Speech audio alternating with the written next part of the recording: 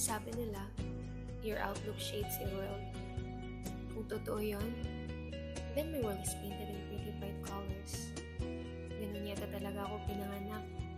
Palaging naghahanap ng liwanag. Palaging naniniwala na may magandang naghihintay bukas. When it comes to principles, medyo strict ako.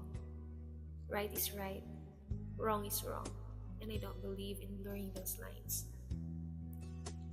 Pero wag yun naman isipin na masyado akong seryoso. Ako kaya yung tipo na biglang magpapakawala ng joke kung kailan pinakatahimik ang lahat. My humor is a bit of a wild card, unpredictable. You never really know what you're gonna get, pero sigurado may tatawa. And it keeps life on. It keeps me grounded. And my mind is grounded. Puno ng mga pangarap. Big, loud, beautiful dreams about the future. Hindi lang para sa sarili ko, kundi para sa pamilya ko. But behind all these plans, there's one non-negotiable for me. I put God at the center of everything I do. Sa bawat simula at dulo ng araw, palagi ako nagdarasal. I always pray and hold on to the absolute belief that God will never let me down. Siya ang anchor ko. But even with that faith, minsan nakakapagod pa rin. People look at me and they see the strength, the smile, the positive energy. Akala nila, bulletproof ako.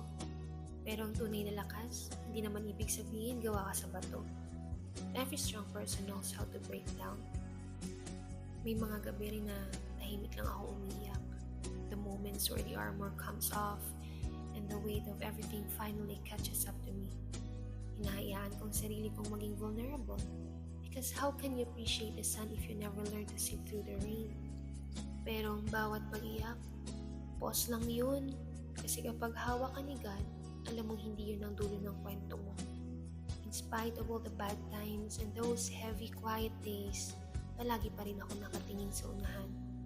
I am always looking forward to the possibility of winning in life.